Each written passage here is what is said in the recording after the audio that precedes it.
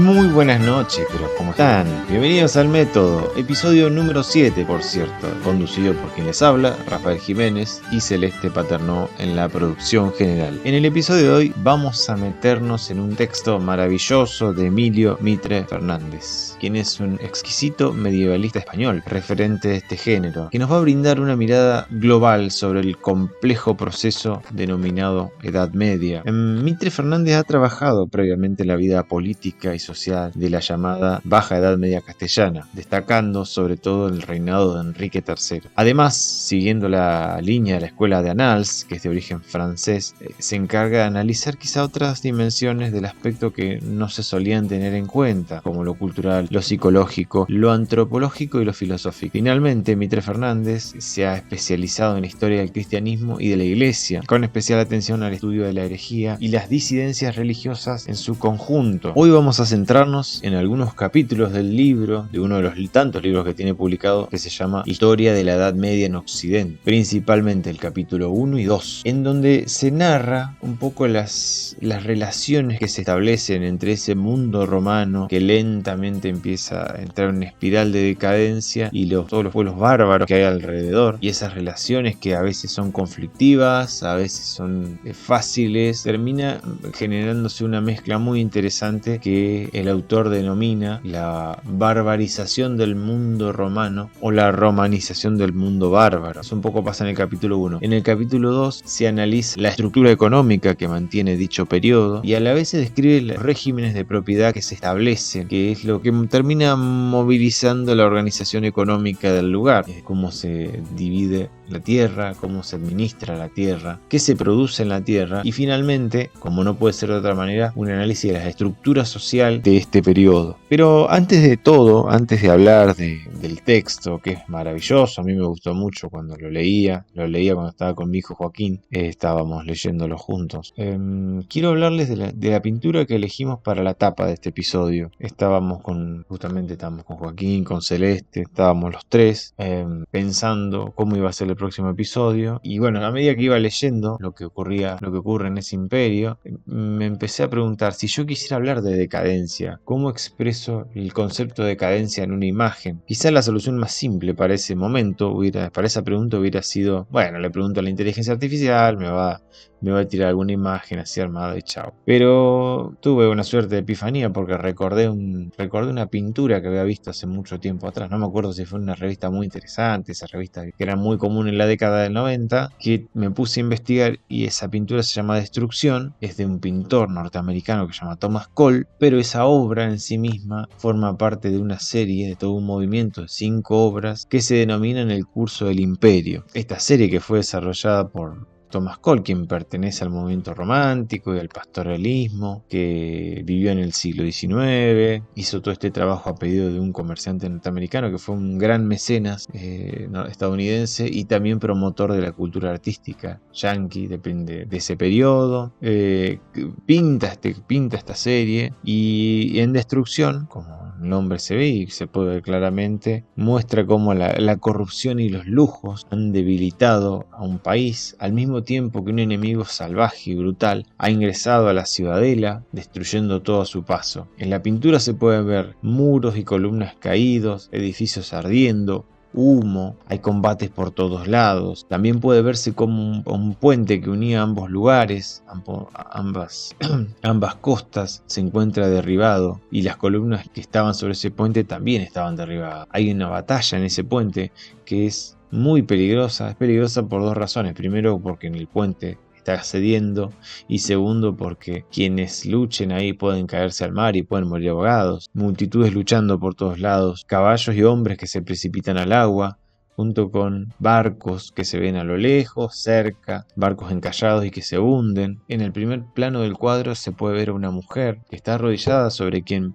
imaginamos es su hijo, que está muerto, y ella está en un completo shock, sin poder decir nada, sin poder expresar palabras frente a lo que ve. A la izquierda de la mujer podemos ver a otra mujer vestida de blanco y rojo que está dispuesta a saltar al mar antes que caer en manos de un soldado que trata de tomarla del cuello. Asimismo tenemos una gran estatua que aparece en la escena a la derecha. Debajo de esa estatua tenemos una situación similar, una mujer que es tomada del cuello por un soldado. Si miramos la estatua, que es muy grande, presumiblemente de un dios, con un brazo mutilado a la altura de la muñeca, en la mano derecha, en la mano izquierda, con un brazo en alto, con un escudo que también está roto. La estatua no tiene cabeza, eso significa que fue decapitada. Ella fue cortada, está tendida en el suelo. Pero no solamente la cabeza de la estatua está tendida en el suelo, sino que hay fragmentos de la cabeza sobre el suelo, como si al caer hubiese caído, se hubiese roto sobre el mismo suelo. Esta obra representa el saqueo de Roma en el siglo V. Por supuesto que luego de todo un periodo de esplendor que tuvo Roma, primero como república y después como imperio, llega a la decadencia y llega a la caída. Hay otro detalle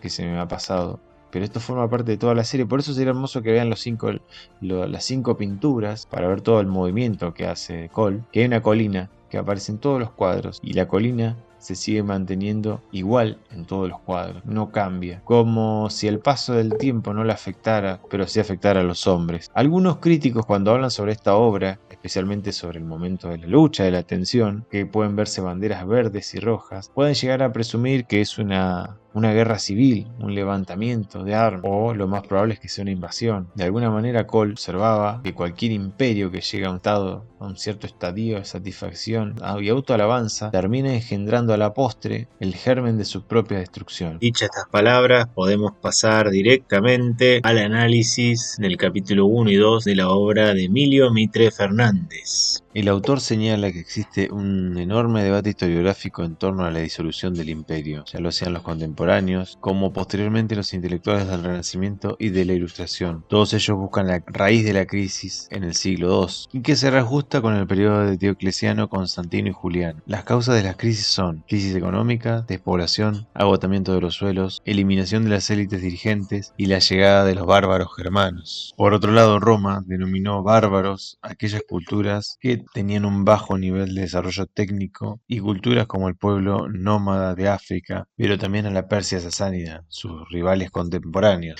El conocimiento de griegos y romanos sobre los pueblos situados en el centro y norte de Europa fue bastante lento. A partir del siglo I fueron tomando contacto con los primeros pueblos germánicos, y de las estructuras sociales de los pueblos germánicos conocemos poco. Eran guerreros con nobleza de linaje, adalingis. Hay un séquito que jura lealtad, los comitates. Los Volkschaft Majus o Ting constituye la asamblea de los hombres libres. De la economía de los pueblos bárbaros poco se sabe. Era ganadera o seminómada, u otra agrícola, con fuertes elementos comunitarios. Aparentemente la relación entre Roma y sus vecinos se remonta hasta el siglo II y durante todo el siglo III. En la primera etapa, Roma mantiene a raya las fronteras, salvo algunos descalabros como Teutoburgo durante el reinado de Augusto. En Teutoburgo se produce una de las mayores derrotas que tiene el Imperio Romano, en donde una unidad militar entera romana es devastada. Sin embargo, las campañas de Trajano en Dacia y Marco Aurelio contra Cuados y Marcomanos fue totalmente exitosa. Durante la crisis del siglo III, el papel de los germanos es negativo para un imperio minado por feroces roscas internas y problemas internos. Los godos en Oriente, los francos y alamanos por Occidente perforan con facilidad unas fronteras desguarnecidas y arrasan con multitud de ciudades. Algunos grupos llegan a cruzar la Galia y España, llegando al otro lado del estrecho. A fines del siglo III se lleva adelante un plan llamado Notitia Dignitatum, que conjuró el peligro exterior. La Notitia Dignitatum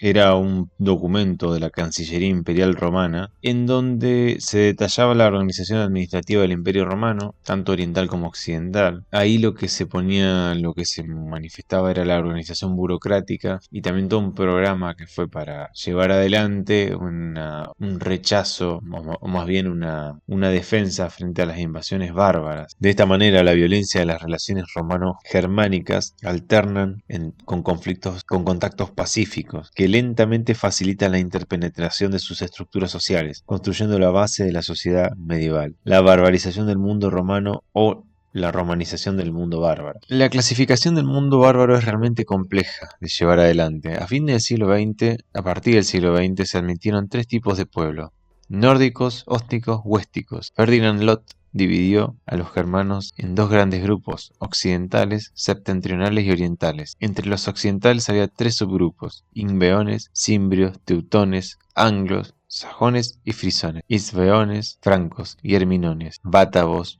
cheruscos y chat. Entre Alemania y Bohemia se extendían los suevos, marcomanos, cuados y alamanos. Entre los orientales se encontraban los lugues, vándalos, burgundios, godos, gépidos, rugios, bastarnos, ciros y érulos. Lucien Musset nos ha hablado de tres oleadas migratorias a fines del siglo IV hasta el siglo VII. La primera oleada, que es a mediados del siglo IV, los godos constituían en las fronteras orientales del imperio una potencia que se extendía desde el río Don hasta Rumanía y Hungría. El Dnieper constituyó la frontera entre los ostrogodos al este y los visigodos al oeste. Hacia el 350, los primeros tuvieron un gran rey, Germán Rico, pero luego de ello la caballería huna limpiaría tan prometedora formación. Y esto llevó a que los visigodos pidieran refugio dentro de las fronteras del imperio. Los visigodos de esta manera ingresaron a la fuerza por suelo romano, esparciéndose por toda la península de los Balcanes, fuerza de espadas y flechas, causando una gran derrota al imperio romano en Adrianópolis. De esta manera, Teodosio intentó negociar, ofreciendo tierras a los ocupantes a cambio de defender el imperio. De esta manera quedaban los visigodos a formar parte del cuerpo del ejército. A fines del 406, una masa heterogénea de pueblos, suevos,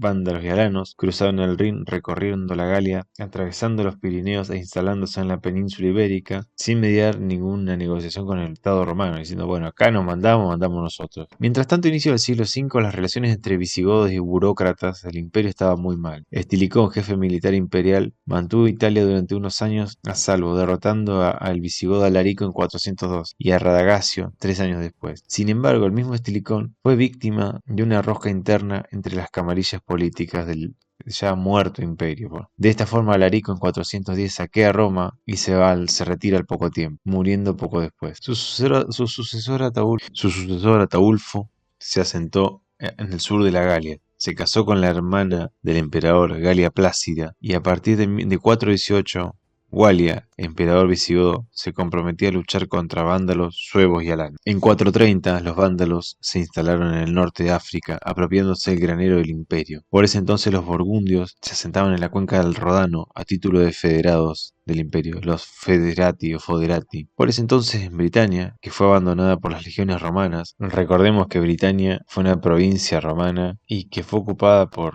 los romanos desde el 43 AC hasta el siglo V, cuando fue dejada de lado. Al momento que es abandonada por las regiones romanas, fue invadida por anglos, jutos y sajones entre 430 y 440. Hubo grupos de bretones que organizaron sus propias migraciones hacia el oeste de la isla, hacia Gols y Cornualles, y del otro lado del canal de la Mancha, en la península armoricana. Algunos llegarían incluso a Galicia y fundarían la sede episcopal de Britonia, en Mondoñedo. En el 450 hace su aparición el más malo de los malos de todos, el más malo del mundo antiguo, Atila, quien armó una estructura de gobierno que superaría la cosa tribal organizada en sus tierras. Entonces, desde el 434, Atila pondría en funcionamiento la potencia creadora de sus predecesores. Incluso el elemento 1 constituía una minoría en el conjunto de súbditos que agrupaba pueblos germánicos satélites, ostrógodos, gépidos, érulos. Hasta 449 fue Oriente, hacia donde las incursiones de los hunos y sus aliados se dirigieron. Pero desde esta fecha, bien por la habilidad diplomática del emperador de Constantinopla, bien por el deseo de estrechar lazos con los vándalos, Atila emprendió bruscamente el camino del oeste, y a lo largo de los primeros meses del 451, la luz cayó sobre el norte de las Galias. Orleans consiguió resistir la embestida y dio tiempo a que el general romano Aecio, ayudado por grupos de francos, burgundios y el rey visigodo Teodoredo, concentraron un ejército que batió al de Atila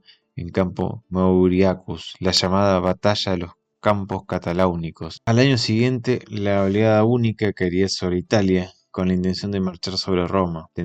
Pero Atila tendría una entrevista con el Papa León I, quien lo disuadiría de la invasión, con una serie de excusas bastante interesantes. Los argumentos del pontífice eran que las enfermedades habían minado su ejército y el peligro de ver atacadas sus bases de Panonia por el emperador de Constantinopla, Marciano, indujeron a Atila a retirarse. Al año siguiente moría él y con él la persona capaz de aglutinar tan temible pero heterogéneo imperio. Para entonces, el poder imperial romano es una pura ficción. Sus ejércitos estaban mandados por caudillos bárbaros, y bárbaros eran casi todos sus contingentes militares. La propia Roma asaltada esta vez por los vándalos del norte de África, en el 455, habían cedido su papel de corte imperial, más que de capital, del occidente en favor de Milán o Ravenna. Sobre Oriente, el papel de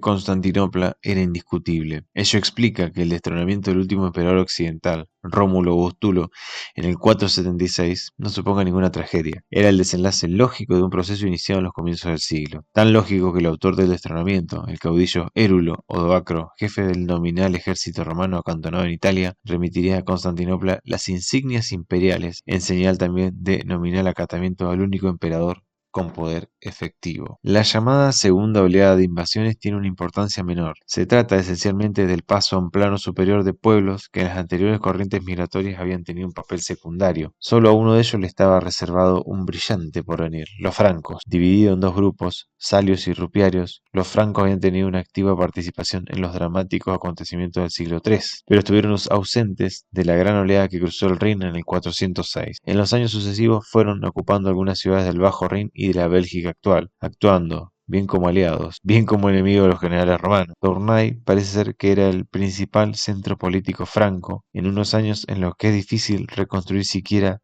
los verdaderos límites sobre los que este pueblo se encontraba asentado. Solo después de la caída del imperio en el oeste surgirá la figura capaz de darle el necesario impulso y situarle a la cabeza de las monarquías germánicas del occidente, Clodoveo. Por los mismos años que los francos iniciaban sus avances desde el norte de la Galia, los ostrógodos, liberados de la tutela huna tras la muerte de Atila, emprendían el camino de Italia al mando de Teodorico el Amalo. El encargo que llevaban del emperador de Oriente, Zenón, era similar al que sus hermanos visigodos recibieron en el 418, neutralizar a las bandas de germanos asentadas en la península itálica, aunque su porvenir vaya a parecer a corto plazo más brillante que el de las otras comunidades germánicas movilizadas, bien por estos años, bávaros alamanos, los ostrógodos estarán llamados a una pronta extinción. La tercera oleada de invasiones se produce tras el intento de reconquista mediterránea emprendido desde Constantinopla por Justiniano y al compás de los reajustes territoriales que emprenden los distintos pueblos ya asentados en el occidente en los años anteriores. En esta tercera fase, siglos VI y VII, solamente un pueblo llega a alcanzar una verdadera entidad política, los lombardos. Auxiliares al principio de los bizantinos en su reconquista de Italia, acabarán convirtiéndose en un poder absolutamente independiente y sumamente peligroso, desde el momento en que su rey Alboino rompa en el 568 las líneas de defensa bizantinas en Friul y desparrame a su pueblo por todo el valle del Po. En avances lentos a veces y sobre todo irregulares, las bandas lombardas alcanzaron todos los confines de Italia, aunque la resistencia bizantina sea efectiva en buena parte del territorio. El conocimiento, verdadera convivencia en el caso del limes, como ya hemos visto, que romanos y germanos habían adquirido recíprocamente a lo largo de varios siglos, hizo que el trauma de las invasiones fuera en muchos casos mucho menor de lo que puede suponerse. De hecho, los caudillos bárbaros se erigieron en herederos de un poder civil y militar que los emperadores del occidente eran incapaces de mantener en sus provincias. Contingentes militares bárbaros se habían integrado en las filas del ejército romano desde fechas muy tempranas. Bárbaros como Maximino o Filipo el Árabe habían tenido acceso al solio imperial en la crisis del siglo III, y bárbaros o semibárbaros fueron los generales que mandaron los efectivos militares de los emperadores occidentales en el siglo V, el vándalo Estilicón, el Panonio Aecio o el Érulo Odoacro. La instalación de los germanos a lo largo de este siglo en las provincias del oeste se hizo, en más de una ocasión, de acuerdo con las autoridades romanas y bajo normas dictadas por estas. Teodosio marcó en alguna medida la pauta. Sus sucesores, Arcadio y Honorio, por la ley de Hospitalitas del 398, trataron de reglamentar el asentamiento de los grupos de germanos que se habían introducido en calidad de soldados auxiliares. El fisco imperial les proveería de suministros y tendría derecho cada familia a un tercio de la casa del propietario romano en donde se hubiesen alojado. El problema se agravaría en los años siguientes, en que las corrientes migratorias se hacen cada vez más fuertes. El Estado imperial, particularmente en el occidente, fue perdiendo la iniciativa. Los recién llegados empezaron a convertirse no solo en beneficiarios de parte de las casas que ocupaban, sino también de los campos circundantes. A la hora del asentamiento definitivo, las poblaciones germánicas tuvieron actitudes que difirieron sensiblemente. La depredación desordenada solo parece haberse dado en 3 casos, correspondientes a otros tantos pueblos con un bajo nivel de romanización, anglosajones, vándalos y ya más tardíamente lombardos. En otros casos, por el contrario, siguiendo los esquemas del sistema de Foedus, entre los bárbaros y las autoridades imperiales, se llegó a un reparto de tierra entre los posesores de ascendencia romana y los recién llegados. La solidez y cohesión de estas minorías germánicas, asentadas en las antiguas provincias occidentales del imperio, se mantenía, en primer lugar, por su constitución en superestructuras político-militares, pero también frente a la aplastante superioridad demográfica y cultural de la población indígena de ascendencia romana. Los germanos pusieron en juego otros mecanismos. Uno, herencia de las constituciones de los emperadores Valentiniano y Valente, la prohibición de matrimonios mixtos, y otro, la adscripción a formas religiosas diferentes de la ortodoxia católica. El arrianismo, en el caso hispánico, llegó a ser la fides gótica, el verdadero cemento de unión de un pueblo frente al catolicismo niceno, fides romana por excelencia. Mecanismos que a la larga se mostrarán extraordinariamente débiles. En efecto, el catolicismo acabó ganando la partida, dada su incuestionable superioridad. La prohibición de matrimonios mixtos se reveló a su vez como totalmente ineficaz, ya que la propia clase dirigente, recordemos el caso de Ataulfo y Gala Placidia, fue la primera en no predicar con el ejemplo. Cuando en España el rey Leovigildo, a fines del siglo VI, abrogó la prohibición, estaba reconociendo el fracaso de una política. La remoción de las barreras religiosas contribuirá, a la postre, también a limar las diferencias étnicas. Los años que discurren entre la caída del Imperio Romano y la irrupción de los musulmanes en el occidente no trajeron demasiados cambios en la economía y la sociedad de la naciente Europa. Se sigue viviendo bajo pautas muy similares a las del Bajo Imperio, aunque se vayan advirtiendo ya una transformación hacia lo que van a ser los esquemas de la sociedad alto medieval. Las limitaciones y debilidades de la época imperial romana se fueron acentuando a partir del 400. La vida urbana, aunque muy degradada, no desapareció totalmente. En todo caso, es el carácter esencialmente rural lo que le da el tono a la vida. La instalación de los germanos en el occidente no abolió el sistema agrario romano.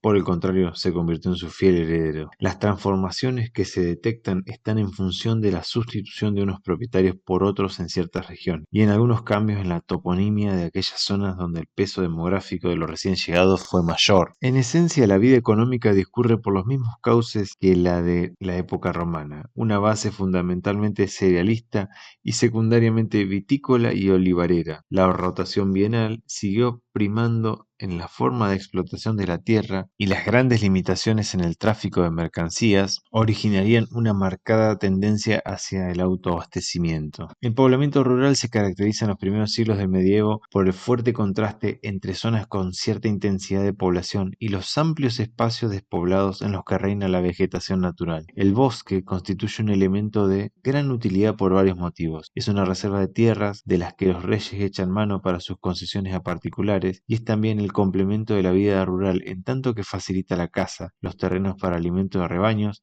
y algunos productos silvestres que podían servir de complemento a la alimentación del campesino. La gran propiedad rural es la mejor conocida a través de los textos de la época. En primer lugar, es herencia de los latifundios imperiales que pasaron a manos de los monarcas y que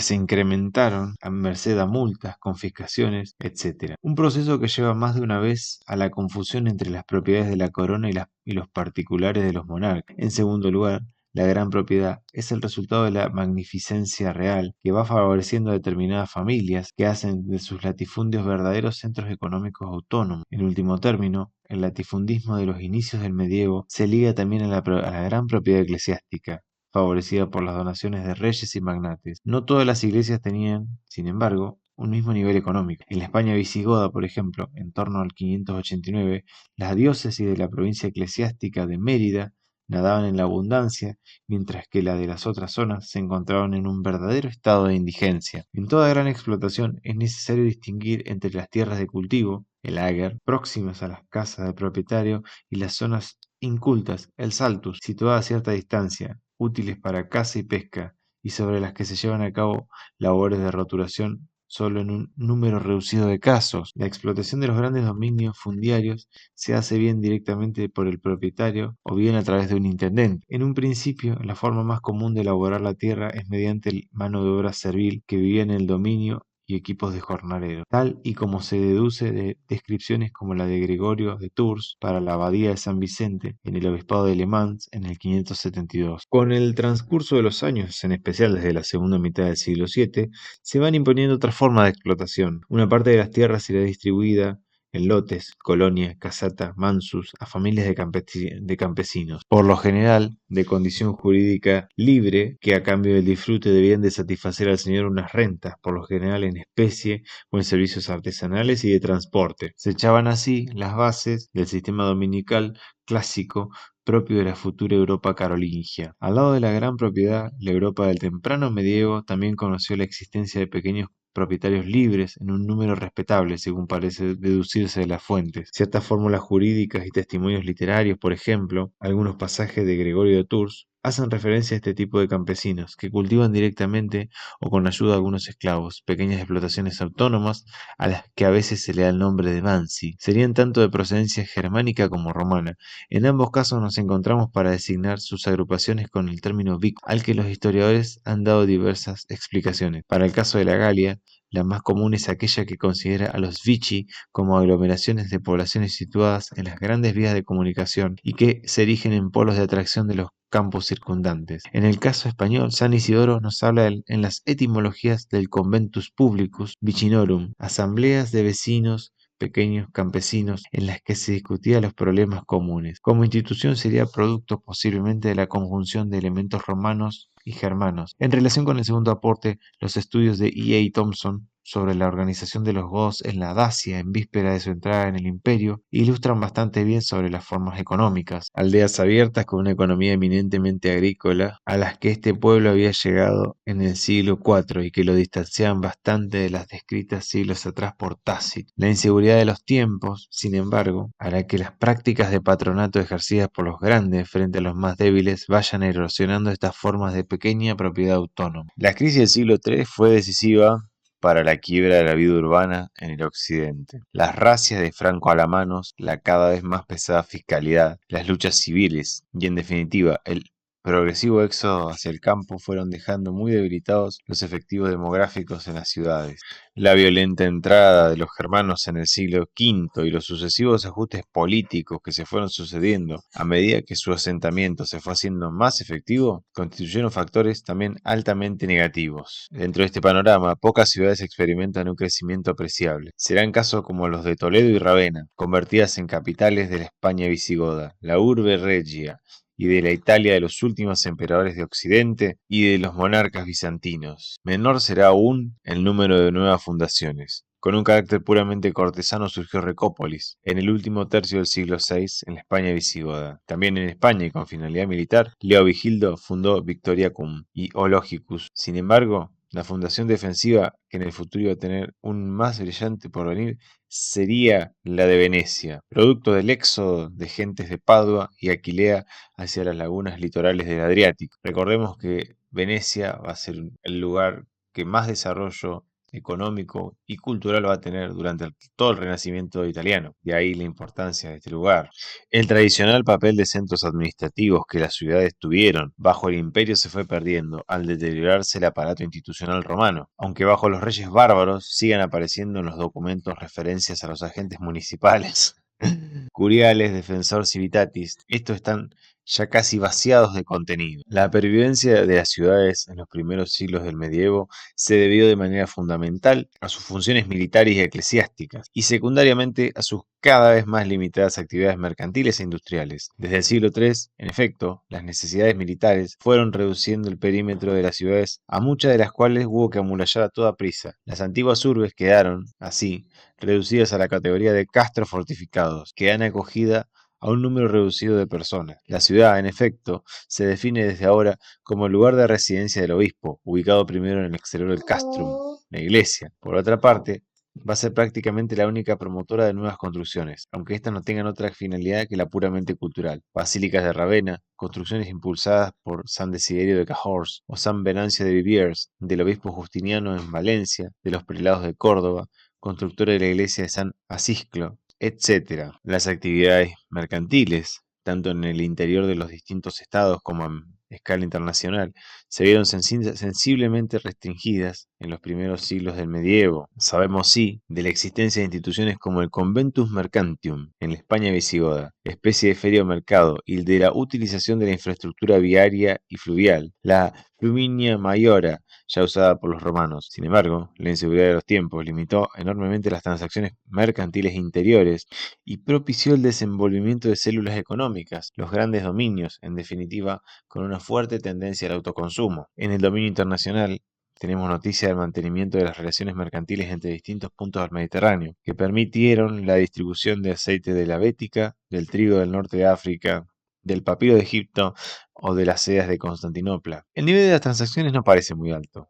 Y, dato de sumo interés, los mercaderes que lo mantienen suelen ser sirios y griegos, lo cual muestra la total supremacía económica de la cuenca oriental del Mediterráneo sobre la occidental. A ello, sin duda alguna, se refiere el Liber Ludiciorum visigodo al hablar de las transmarini negociatores, que eran ayudados en sus actividades por personal indígena al que se designa con el nombre de mercenari. El declive mercantil y, sobre todo, la dependencia que en el comercio internacional tenían los estados germánicos en relación con el Imperio de Constantinopla se ven reflejados también en el tráfico monetario. La crisis del Imperio Romano, que experimenta sus primeras graves pulsaciones en el siglo III, se vio acompañada de dramáticas convulsiones sociales que se prolongaron a lo largo de los años. Con la irrupción de los germanos, el descontento social encontró un nuevo punto de apoyo. Dos grandes movimientos tuvieron una especial significación en el occidente: el de los circunceliones del norte de África y el de la Bagauda, identificada con grandes revueltas campesinas de la Galia y parte de Hispania. El componente religioso de la inquietud es perfectamente detectable en algunas de estas conmociones, hasta el punto que se ha llegado a una cierta identificación entre la disidencia religiosa y la protesta social. Hablar del tránsito de la sociedad esclavista a la sociedad feudal supone hablar en primer lugar de la crisis del esclavismo y de las circunstancias que en ella incidieron.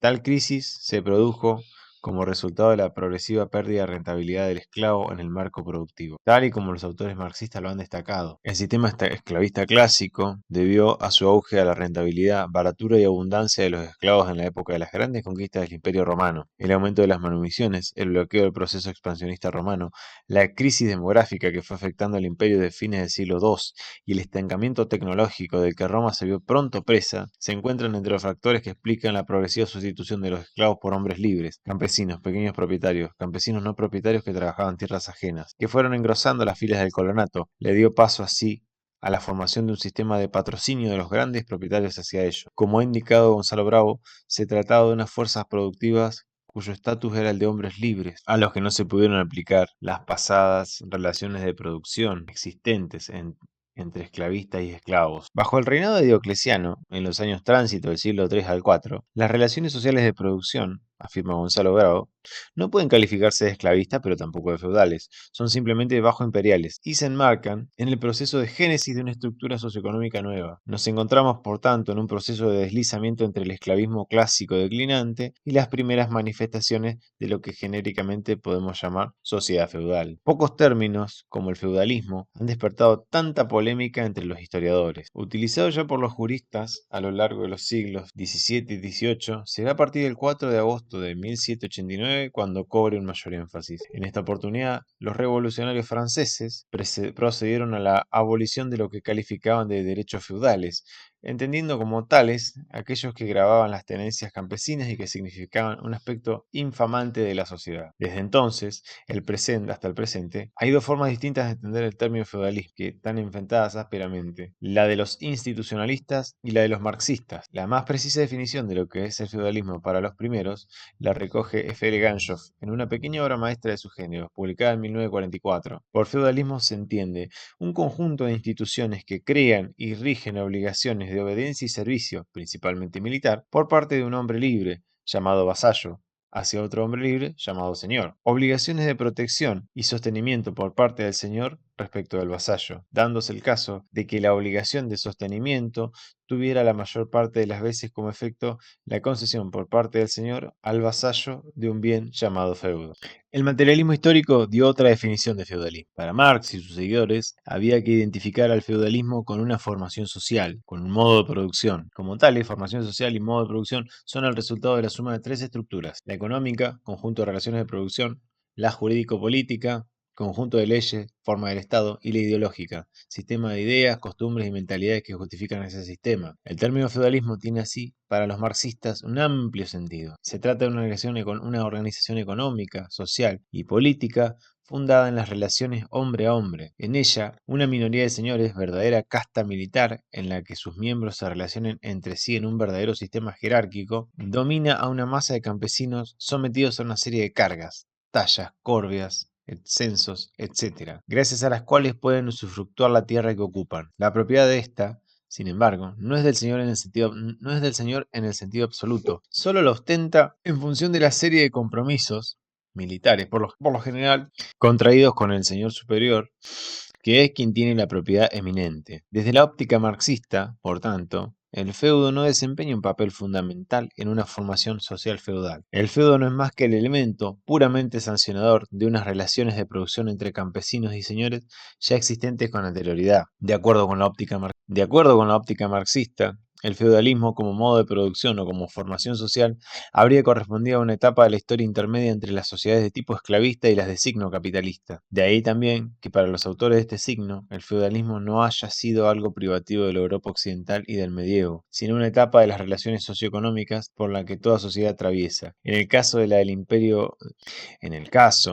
del occidente europeo, el feudalismo empezó a atisbarse en el Bajo Imperio Romano y perviviría hasta el estallido de las revoluciones burguesas, que se inician en Inglaterra a mediados del siglo XVII y que en el resto de Europa llevan un ritmo mucho más lento. Frente a esta concepción amplia del feudalismo defendida por los autores marxistas, los institucionistas replicaron calificándola de abusiva y estableciendo una distinción entre relaciones feudales y relaciones señoriales. Las primeras seguirían siendo aquellas que afectaban solo a la élite dirigente, los mecanismos feudo-vasalláticos, en definitiva, desaparecidos prácticamente con el medioevo.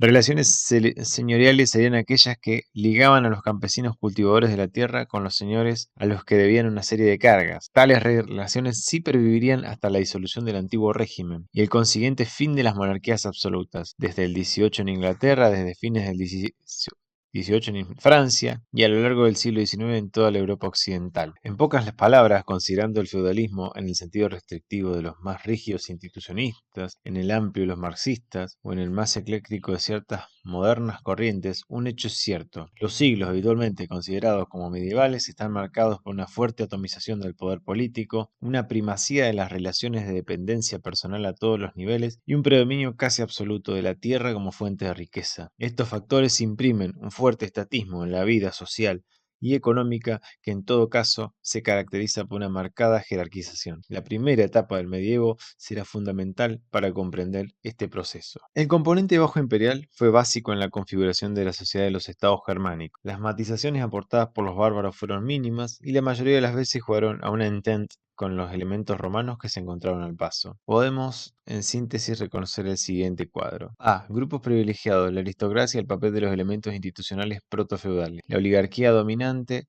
en los estados germánicos fue una síntesis, mayor aún cuando las prohibiciones de matrimonios mixtos fueron abolidos. De las familias de la vieja nobleza senatorial romana y la aristocracia militar germánica. A sus miembros se los conocerá bajo distintos nombres: optimates, potentes, honoratis, senatores, etc. En el caso de la España visigoda, Ramón de Abadal ha llegado a la conclusión de que no serían más de 1500 familias que, con sus clientelas correspondientes, no superarían el 10% de toda la población de ascendencia germánica. B. Los estratos germánicos de las sociedades romano-germánicas. Los estratos medios de las sociedades romano-germánicas. La crisis de las formas económicas ligadas a la vida urbana redujo al mínimo la pervivencia de grupos de población ciudadana. La crisis de las formas económicas ligadas a la vida urbana redujo al mínimo la pervivencia de grupos de población ciudadana. En algunas de las manifestaciones legislativas de los estados germánicos, por ejemplo el Liber Ludiciorum, se sigue hablando de algunas corporaciones de oficios, aurífices, monederos, alfareros, canteros, pero su peso social fue en todo caso muy limitado. La masa de población de tipo medio, libres no pertenecientes a la aristocracia dirigente, Estuvo ligada a las actividades del medio rural.